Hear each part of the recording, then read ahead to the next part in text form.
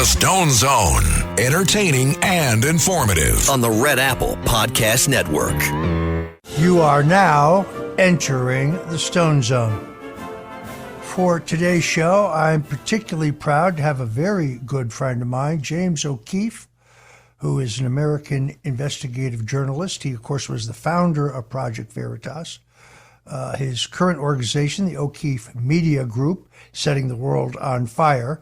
O'Keefe really is the man who pioneered the whole art of undercover recorded audio and video encounters with academics, governmental and social service organizations, and individuals exposing fraud, malfeasance, and illegality by many in the deep state. James O'Keefe has been my friend so long. Laura Loomer was a blonde when we first met. That's how long it's been. Back in the days when he started his organization in Westchester, right outside of New York City. And we've been friends through thick and thin. I supported him when he was falsely accused of misconduct in Louisiana, and he certainly supported me when I was targeted by the deep state. But we share one more important thing in common, and that is we've both been raided by the FBI. It's even more egregious, I think, in his case, because James O'Keefe is a journalist and a legitimate one. Some in the mainstream media don't like his form of journalism, but it is fair and it is honest. They really don't like it because it's exposed them. James, welcome into the Stone Zone.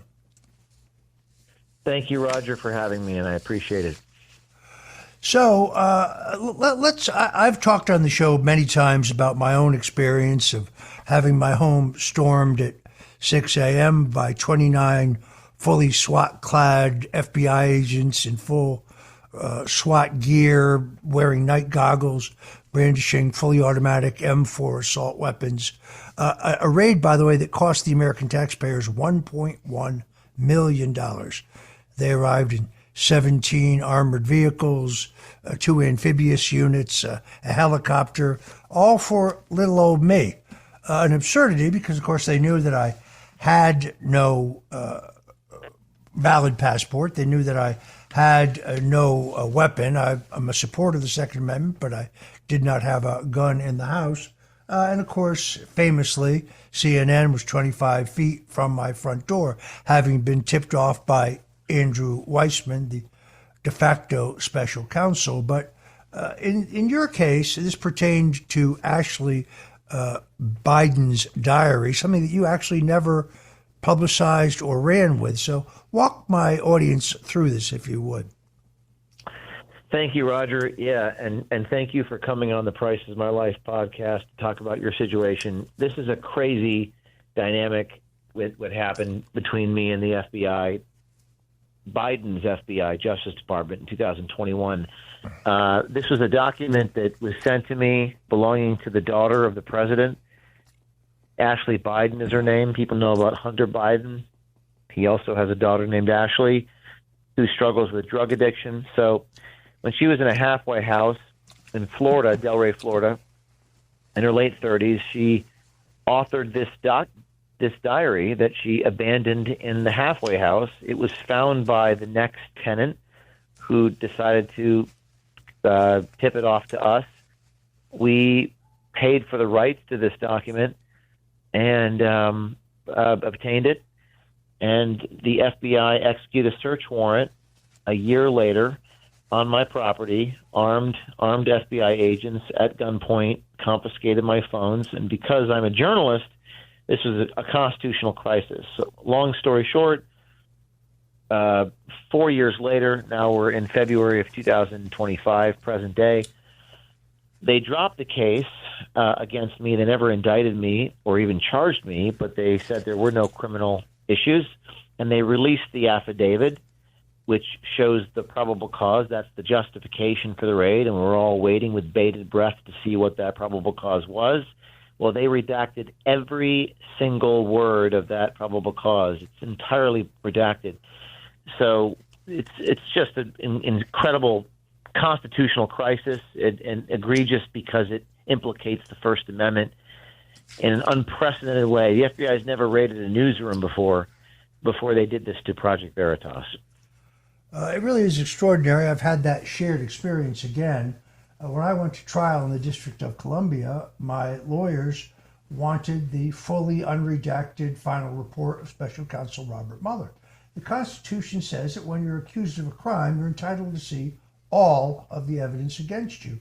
But the judge denied that to us at trial. She also denied the famous CrowdStrikes memo. That was the report from the third-party IT firm who'd been brought in by the Democrat National Committee to supposedly inspect their servers, which allegedly said that the DNC had been the target of an online hack by Russian intelligence. In fact, it didn't say that at all.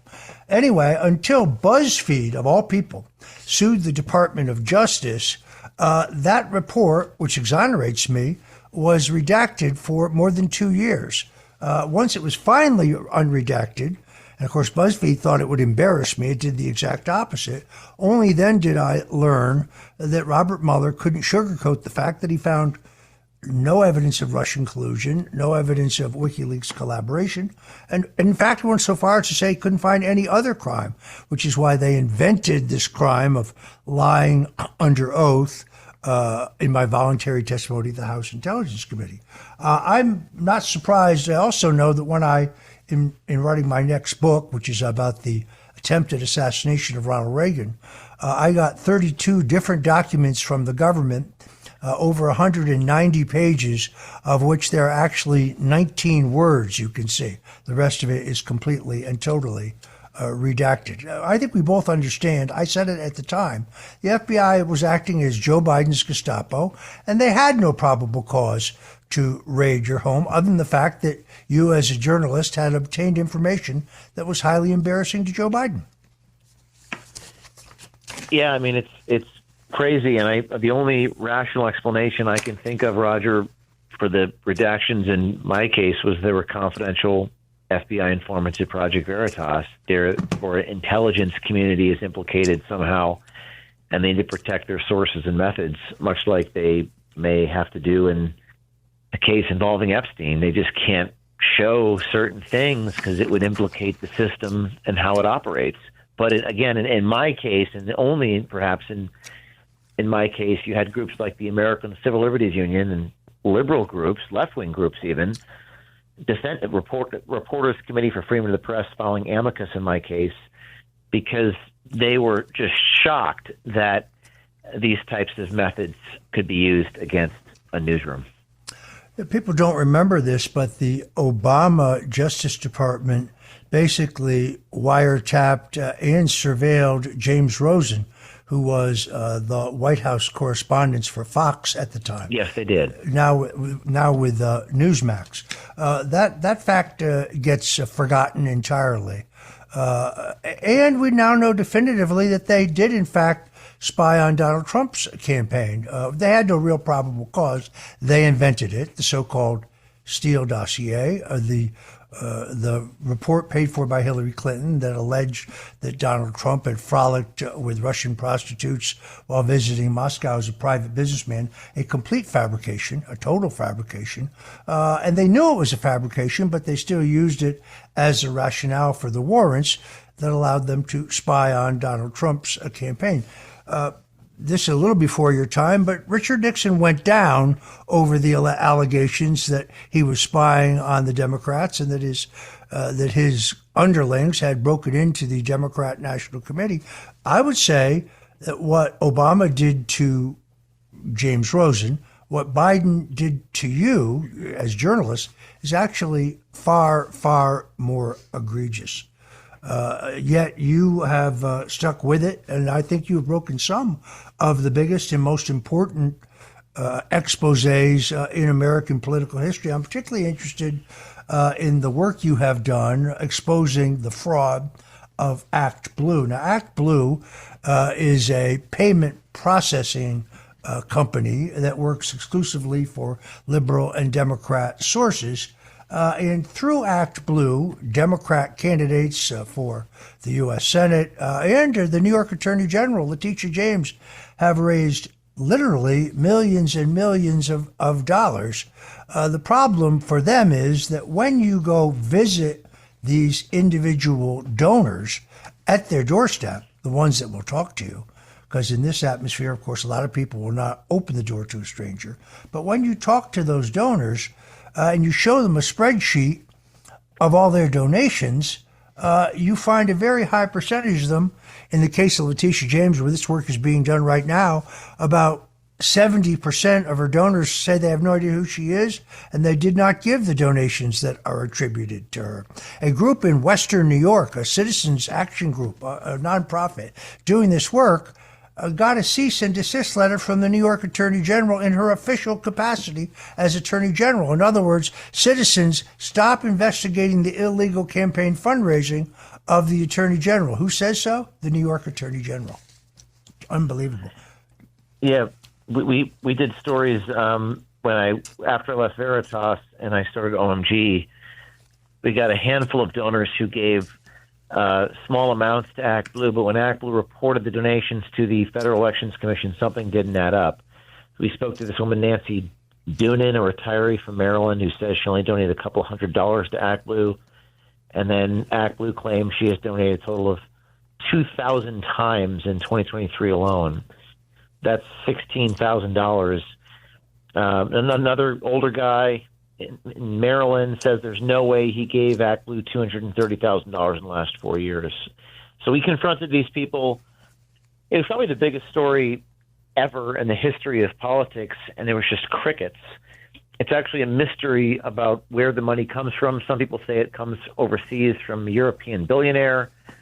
But I was kind of shocked at how so few people actually seem to care about this. Matt Gaetz sent a letter to ActBlue, but I've also been told it could be credit card fraud and Stripe may be involved. But this is a big story, but yet Trump still won the election in 2024 anyway. Well, I think that there's some divine intervention. I know you have referred your reporting to James Comer of the House Oversight Committee. Also know it's been referred to the Department of Justice. Once again, sadly, there has been no action. This is a recurring theme. It's starting to upset many of the president's supporters. Tulsi Gabbard, who is someone I admire quite a bit, I'm extremely impressed with, has now declassified documents that prove definitively this is not investigative journalism, it's not conjecture, it's not supposition.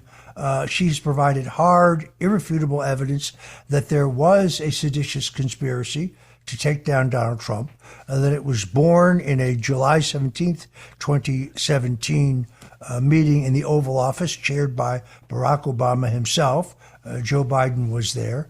Susan Rice, the National Security Advisor, was there. John Brennan, the CIA Director, was there. James Comey, who's been in the news quite a bit lately, was there. James Clapper, then Director of National Intelligence, was there. There were others. Yet, to my knowledge, there's not yet a single warrant, not a single subpoena. No one has seized the electronic devices of those people as they seized James O'Keefe's devices, as they seized mine. Yeah. There's been no early morning raid. It's really quite egregious. When we come back, Yeah. I'm going to ask James why he thinks there has been no action and what does need to happen. You're listening to the Stone Zone with me, Roger Stone, and my special guest, James O'Keefe, who is the head of the O'Keefe Media Group, head of the once legendary Project Veritas, but now knocking him dead over at O'Keefe Media. Whatever you do, don't touch that dial, folks, because we'll be right back. This shrimp and coconut sauce is divine. What's your secret? Goya coconut milk. How does it taste so good? It's all in that real coconut flavor and that rich, creamy texture. What about thickeners and added sugars? None. Just smooth, coconutty goodness. What can I make with it? From curries to sweet treats like coconut flan, the possibilities are endless. Goya coconut milk. Take your cooking to the next level. No question about it. Find it in the Goya section of your local grocery store. If it's Goya, it has to be good. This National Foster Care Month, Marine Toys for Tots is providing hope to children who need it most. Staff Sergeant James Caldwell, who grew up in foster care himself, shares that while handing out gifts at a Toys for Tots distribution event, a little girl looked up at him, reached into her bag, pulled out a stuffed animal and said, "Someone needs to make sure you get a toy too." That simple gesture embodies the heart of Marine Toys for Tots, ensuring every child, including those in foster care, experiences the kindness that can transform their future. Visit toysfortots.org today. The Stone Zone, entertaining and informative. On the Red Apple Podcast Network. You're still in the Stone Zone. We're talking to James O'Keefe with the O'Keefe Media Group. James, before we get to that broader question, you had a stunning report recently with a former DOJ official that you caught on camera stating that Epstein was a CIA asset and that the administration is protecting powerful people other than Trump. That is completely and totally consistent with my book, the Clintons' War on Women, where the longest chapter in the book is Chapter 7, Orgy Island. I did a deep dive on Epstein. I come up with the same conclusion. Steve Hoffenberg, who was Epstein's boss during the Tower financial crisis, who was a source for my book, told me from the beginning that Epstein was an asset for the CIA. Tell us quickly about this report, and then we'll come back and take on the broader question.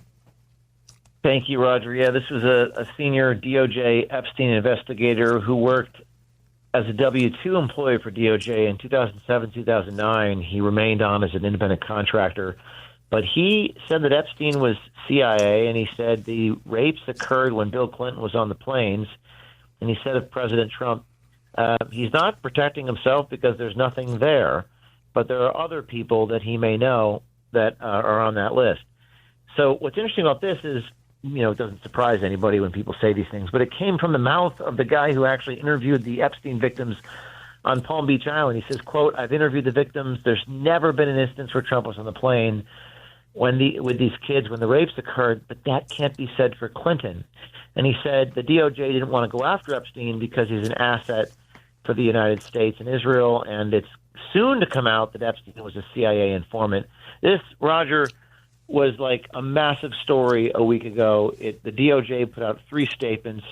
They were not happy that I was exposing this, and this continues to be a very, in my opinion, non-political issue. It's just power and cover-ups, and people.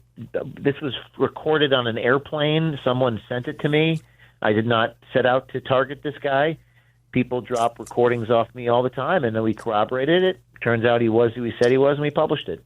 Yeah, this was a blockbuster story. Of course, it did not get the media coverage that it deserved, but you have answered the question that so many people are asking. I know, I can tell you how many times Donald Trump was on Epstein's plane because his wife at the time, Marla Maples, and his daughter Tiffany, and a nanny was with them. And that flight went from Teterboro, which is in New Jersey outside of New York City, to Palm Beach on a Friday, returning on a Sunday. Nothing, and this was prior to Donald Trump completely and totally cutting Epstein off in 2005, and that's prior to Epstein being exposed as a pedophile, as a sex criminal.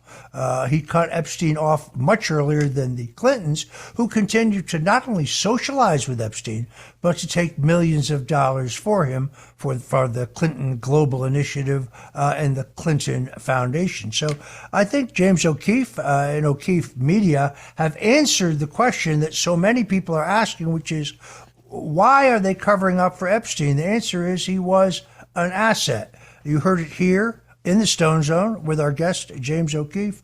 James, when we come back, we'll talk a little more about Epstein. I also want to hear about this event you have coming up, the Citizens Journalist Gala. I want to hear more about that. You're tuned into the Stone Zone here in the Red Apple Audio Networks. We're talking to James O'Keefe, the great James O'Keefe, and we'll be right back. Anyone can follow. It takes something special to be an original, which is why the 2025 Lincoln Navigator SUV arrives with new ways of surrounding you in luxury, including the ultra-wide 48-inch panoramic display and the multi-sensory Lincoln Rejuvenate experience. A true original never stops evolving.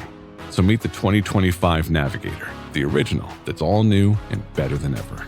Learn more at Lincoln.com. Lincoln and Navigator are trademarks of Ford or its affiliates. The Stone Zone, entertaining and informative. On the Red Apple Podcast Network. Welcome back. You're back in the Stone Zone. I'm talking to James O'Keefe, who is, of course, the founder of Project Veritas, now with the O'Keefe Media Group, where he continues to break major stories and merit enormous headlines, not as big as we would like, but he's fearless in his pursuit of the truth. He's also, by the way, an incredibly good dancer and singer. I saw him in the musical Oklahoma, so he's multi-talented, to say the least. I tried to go to your event recently, but the music was so ear-splitting, James, I couldn't quite take it. I'm an old guy, but you are extraordinarily talented. I congratulate you for that. And my dad was an actor. He was in a number of musicals off-Broadway, Guys and Dolls and Lil Abner. It's a very difficult thing to do. You have to memorize the whole part, and you have to have the fundamental talent that you have. So I wanted to mention how much I enjoyed that. It was extraordinary.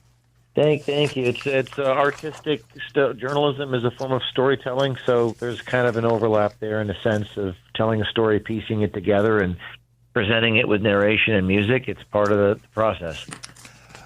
One of your most hard-hitting releases, I think, in your entire career was when you caught a Pfizer employee admitting that the pharmaceutical giant was engaged in dangerous gain-of-function type experiments regarding vaccinations.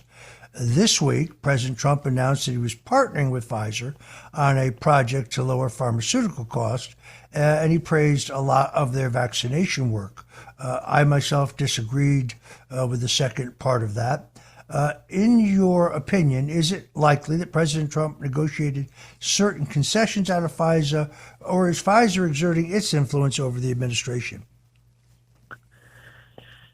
Oh, that's a good question. I mean, probably exerting some influence because in my experience, there's been a revolving door between people at these companies and groups like the FDA. So there are probably people in the administrative state. Some call it the deep state. It doesn't necessarily have to be as nefarious as that, but people playing the influence game, which is as American as apple pie. At least I've done some stories on the FDA where I saw officials just go into the government from Pfizer, but I haven't looked into this particular deal. The story you're referring to, which Bobby Kennedy even said was at the time, was an enormously important story because it showed just how corrupt and even criminal Pfizer was acting in 2023 when their executive senior director of mRNA scientific planning said they were planning on mutating the COVID virus and experimenting on monkeys in China, and it was born in a Chinese lab, this virus, and the product wasn't good for their customers. It was just designed to make them money. This was a huge story, so big that a week later I was removed from the organization I founded, which there'll be more information about that coming out soon. But, Roger, I don't know in this particular case. I just know that there's a lot of overlap, and I'm sure there's some undue influence. Well, I point out that Robert Kennedy, who is someone that I've become very friendly with, who I admire very much as a man of courage and a man of integrity, says that this arrangement between the government and Pfizer is a good thing in the sense that it is going to bring down pharmaceutical drug costs for millions of Americans, particularly older Americans, and therefore that gives me some solace. Pfizer themselves I'm not a fan of, but I think this is among your most important reporting. I also want to move on to the auto pen, because to me, the auto pen is one of the greatest scandals in American political history. I don't think Joe Biden had any idea that he was pardoning drug dealers, rapists, drug traffickers, mass murderers. It wasn't just political pardons. Some of the people who were pardoned didn't even apply for a pardon, didn't even appeal for a pardon, hardened criminals. This looked to me like, therefore, somebody who works for him was doing this on an agenda basis, on a political agenda basis. So, yes, he gave pardons to people like Dr. Anthony Fauci and Adam Schiff and Jamie Raskin and Liz Cheney. This really is a rogues gallery, isn't it?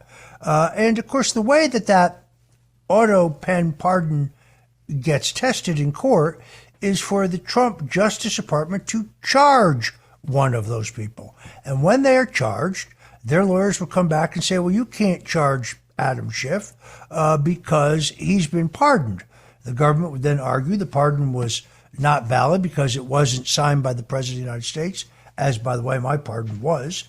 And the courts will finally decide whether these auto pen pardons are valid or not. But it speaks to the larger question, one that I really do not understand. They raided your home at 6 o'clock in the morning. They raided my home, or early in the morning. They raided my home at 6 o'clock in the morning. They raided my home at 6:06. I was taken into custody. They frog marched my wife out of the house in her pajamas, to her humiliation for the CNN cameras. At 6:11,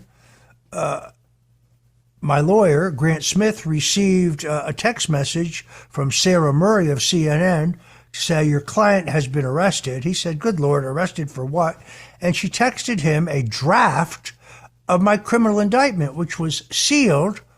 Remember, this is at 6:06 in the morning, which was 6:11 at that point, was sealed until about 10:30 that morning when it was unsealed by a federal magistrate. Now, on the draft of my indictment, which had no court markings or court stampings on it, if you looked at the metadata tags, was the man who wrote it, Andrew Weissman, famously perhaps the most corrupt federal prosecutor in U.S. history.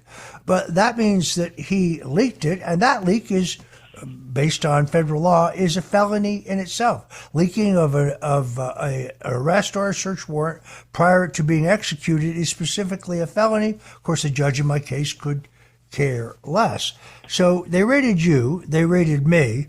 The raid on you is even more egregious than the raid on me because you're a journalist. I'm just an activist and a political professional. Yet, where are the warrants? Where are the subpoenas? Where are the early morning raids? Why had they not seized the passports of Comey, Brennan, Clapper, Rice, Weissman, McCabe, Mueller himself, and so on? This is astounding to me.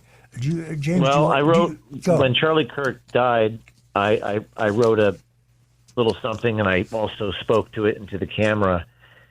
And I think that Charlie said this to me, or excuse me, said this privately when he visited Steve Bannon in prison and talked about Tucker and talked about you and talked about me and talked about anyone on the front lines. And he said that the reason why people don't go on offense is because you get taken down.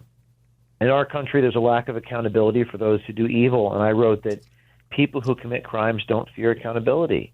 And ask anybody at the Turning Point events that Charlie led, and they all say the same thing. You might even you're saying it right now on the radio, that those who do wrong face no consequences. Evil goes unpunished. Nothing ever happens. No one's ever held accountable for anything. And justice isn't there for those who deserve it, like the men you just mentioned. And they shine their handgun lights not on the problems, but on the people trying to expose the problems. So this is a principle we must understand, and without accountability, we live under the illusion of freedom. So, my belief, and I believe this strongly, is the solution is to shame them through information and holding their feet to the fire, like we did with this Epstein story, and like we're doing with this story you just mentioned, this auto pen story, where this executive assistant for Senator Markey confesses that they lie and admits to driving Markey while under the influence, and says Senator Markey can lie and blame staff for wrongly signed documents. The only solution is to bring out the information in bulk, to enrage the people, to put pressure on the legislators for them to do the right thing. But, Roger, it makes no sense why Comey wasn't in handcuffs, but me and you were. I don't understand that inconsistency. No, he's actually hasn't even turned himself in yet. He has until October 9th to turn himself in voluntarily. Meanwhile, they have not seized any of his electronic devices. They have not seized his passport. It is literally beyond belief. In his case, he and I were hit with the exact same charges, lying to Congress under oath and obstruction of official proceeding. So where is the equal justice? I think you summed this up, however, in your remarks after the brutal political assassination of our mutual friend Charlie Kirk, when you basically said that journalists and truth tellers must be willing to sacrifice their lives even. This is necessary, and words of wisdom for people who may be thinking of taking the plunge into becoming a journalist, a whistleblower, or something similar. We have to recognize this fault in the system, but we have to take action anyway. Cockroaches hate sunlight. They run from the sunlight. And sunlight is the greatest single disinfection. You cannot become jaundiced because the system is broken and give up the fight. It's actually the reason why we both do what we do. It's why we get back in the fight, even having been harassed by the police state. The calling is now even greater, in my opinion. But it also does speak to the fact that there is a ruling elite in this country. They're in both parties. They're in the Washington establishment. They're inside the Pentagon. They're inside our intelligence agencies. They're inside the defense contractors. They're inside the think tanks. And they have led this nation to ruin. They've led us to endless foreign war, the erosion of our civil liberties, massive, massive debt, and regulation on our private lives, incredibly high and even confiscatory taxes, and spying on the American people. I'd like to know, when I met the vice president recently, who I'm very impressed with and I like very much, and he asked me what my number one concern was in the country. And I told him I did not like the idea of the federal government having a database on every American. I don't like Real ID. I don't like the stated plans of Palantir. I don't want Big Brother knowing everything about me, including my spending habits and everything about me, because I think it leads to a social credit score like they have in China. What's your feeling on Real ID? Oh boy, it's a tricky area there, Roger. I'm sure it's ripe for abuse. I mean, power tends to corrupt, and I'm sure absolute power and Real ID will corrupt absolutely. But that's probably something I should look into and investigate where abuses occur there. I haven't looked into that yet, but I will. I mean, look, I understand the arguments for it. They say, well, it'll help eliminate welfare fraud. It'll help eliminate voter fraud.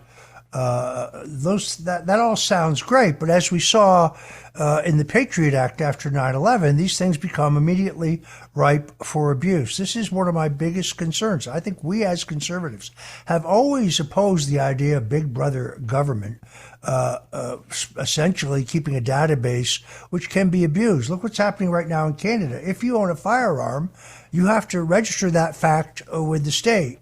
Now we're in phase 2, where the government is going to pick up certain guns that don't meet the government's criteria. We know where this is headed. I think it's a terrible idea. I think it is ripe for abuse. You named your podcast, The Price Is My Life. You have paid a heavy price for being a fearless journalist, but you continue to fight, and I admire you for that. Tell us about this upcoming event that you have, the gala, the Citizens Journalist Gala. Well, we're having an event at Mar-a-Lago, November 13th. The website is citizenjournalistgala.com. You can buy tickets there. We're tax deductible. Tickets are $3,000 a piece, but it's to support a good cause. All of our whistleblowers have lost their jobs in the government, exposing what's going on. They're going to be there. We're going to have citizen journalists get awards for their truth-telling work that they've done, risking everything to hold the powerful accountable.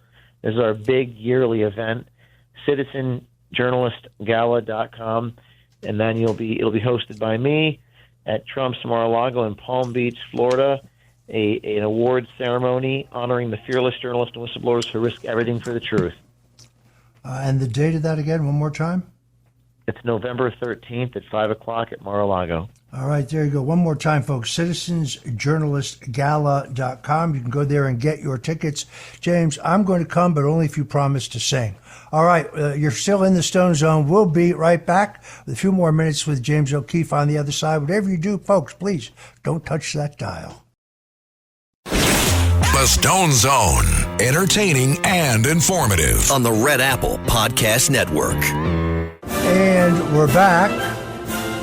You are still in the Stone Zone here on the Red Apple Audio Networks. We're talking to James O'Keefe, the founder of Veritas, but also now with the O'Keefe Media Group. By the way, you can find James on X as James O'Keefe III, James O'Keefe III. You can also find him at the O'Keefe Media Group, both on X. X has become the only I think, true free speech platform. I very much like Truth Social as well. By the way, neither one of them are perfect. None of them are perfect, but they're light years ahead of any of the Google sponsored platforms, which I still find to be plagued by censorship, shadow banning, and the like. Tell me, James, because this affected me very deeply. I didn't know Charlie Kirk. We didn't know each other until the FBI raided my home, and it was splashed all over the television. And Charlie reached out to me and said, look, I think this is nonsense. I think it's outrageous. We both know there is no Russian collusion. We both know that you had no motive to lie because there's nothing to lie about. And Charlie became both a public and a private advocate for my clemency. The prosecutors, by the way, in my case, wanted 7 to 9 years. In their sentencing memo, they wanted to give me additional time for crimes that I had never actually been convicted of. In fact, crimes I'd never been charged with. Their sentencing memo specifically said I was involved in foreign interference in an American election. I wasn't. Said that I had threatened to kill the judge. That's entirely false. That is a fraud. By the way, if that had been true, they would have charged me with that, but they didn't charge me that because it was not true. Oh, Roger Stone posted a picture of the judge with a rival crosshair over her face. No, I didn't go back and look at it. In the upper left-hand corner, in a very, very tiny corner, there's a logo from the organization that produced the image of the judge. I have a signed affidavit from the graphic artist who designed it. It was a Celtic cross, had nothing to do with a firearm. But in the middle of a media maelstrom, when the left-wing media gets into their high dungeon, forget about the truth bleeding through. I do want to ask you about Project Veritas because you were the founder. You had a very messy falling out with that organization. You have actually gone on to bigger and greater things. I would like to see you retake Project Veritas. Is that a real possibility? We're in discussions with Project Veritas, but I can't get into details due to the legal orders involved here. But it's possible. I think I'll get back the name and certain assets at some point in the future, but I can't talk about that until it happens. And it's been a very ugly 2 to 3 year dispute where they fired me. I made a movie about it. I countersued them.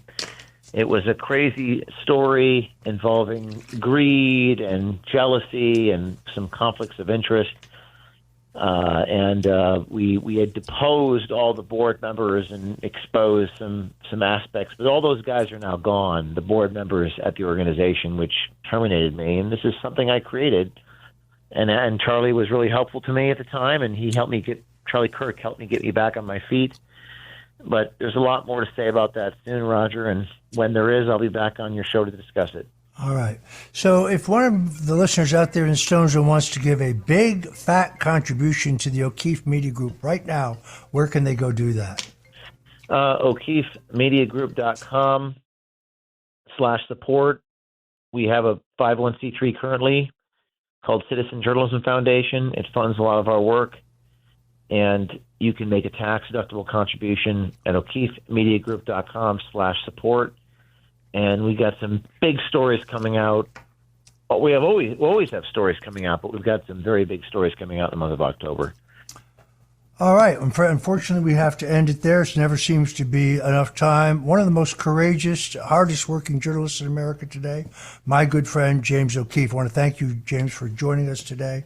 You've gone on to even bigger and better things, and I know you have a bunch of big stories. Again, you can go to the upcoming gala by going to citizenjournalistgala.com, citizenjournalistgala.com, coming up in November to further support the important work of the O'Keefe Media Group. James, thank you for joining us, and God bless you. Thank you. All right, that's it for us today, folks. Until tomorrow, God bless you and Godspeed. Thanks for listening to The Stone Zone with Roger Stone. You can hear The Stone Zone with Roger Stone weeknights at 8 on 77 WABC. If you like the podcast, share it with your friends and listen anytime at WABCRadio.com and download the WABC Radio app. Hit that subscribe button on all major podcast platforms. Plus, follow WABC on social on Instagram, TikTok, Facebook, and X. See you next time for a new episode, so you never have to wonder. What the heck is going on here?